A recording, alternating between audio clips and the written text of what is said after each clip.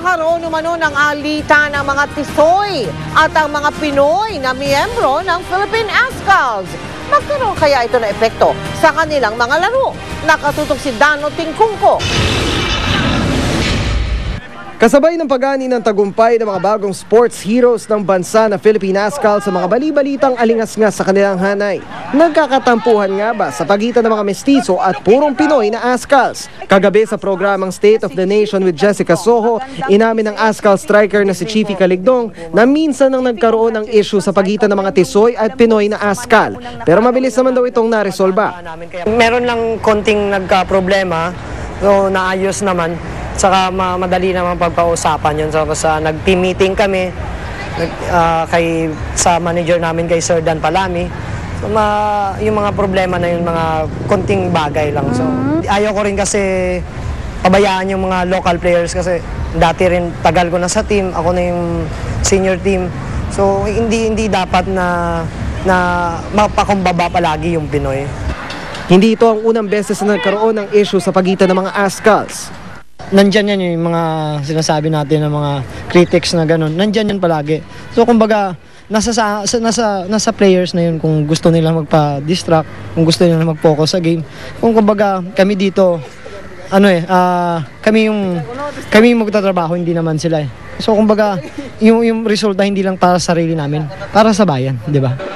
Bago nito, inamin din ang Pinoy-British na si James Young Husband na nagkaroon nga raw ng gap sa pagitan nila mga Tisoy at Pinoy. Pero tulad ni Chiefy, giit niya, hindi raw ito naging balakid sa pagkakaisa ng koponan. That's football, it's a team sport. On and off the field, it's a team thing. Like there's no one who sits on their room on their own, sulking, watching TV on their own. Everyone hangs around each other. We all have dinner together, we all go out together, we go to the malls together. No one goes on their own and does their own thing. Ayon naman sa Philippine Football Federation, natural lamang na magkaroon ng di pagkakaunawaan sa mga miyembro ng isang koponan. Hindi rin daw ito espesyal sa Ascals at nangyayari din sa mga koponan sa ibang sport.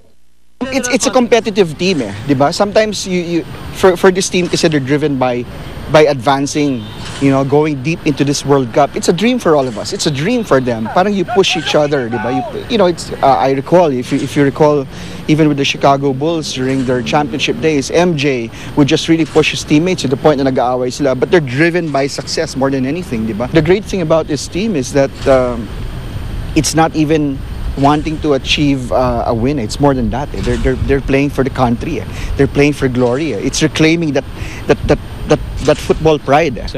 Nauna na rin sinabi ng manager ng Team Ascals sa si Dan Palami na pinatunayan naman ng kanyang mga alaga na ano pa man ang kulay ng kanilang mga tampuhan, nananatiling buo at nagkakaisa ang koponan ng bayan. At the end of the day, dahil we play for the same flag, nangingibabaw yung pagka-Pilipino at pagmamahal sa bayan. So yun ang reason why we are here together. Dano Tingkungko, nakatutok, 24 oras. Kinumpirma ni Pangulong Aquino na ibinenta na niya yung kanyang mamahaling sports car na Porsche. Masyado raw kasing nailantad at pinag-usapan ng kotse. 4.5 milyong piso ang bili noon ng Pangulo sa second-hand na sports car na ibenta niya raw ito sa parehong halaga. Matatanda ang binatikos ng ilang grupo ang pagbili niya sa naturang kotse. At isa ito sa mga itinuturong dahilan kung bakit bumaba ang satisfaction rating sa kanya nitong Marso.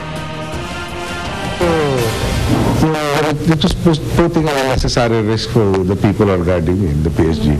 Because masyado na expose eh. So, para ito sa advertisement, dito ako, I'm most vulnerable here. Up next, Marian Rivera. Ano kaya ang masasabi ngayong magtatapat daw sa Metro Manila Film Festival ang mga pelikula nila ni Ding Dong Dantes? Walang patid na pagtutok dito sa 24 oras.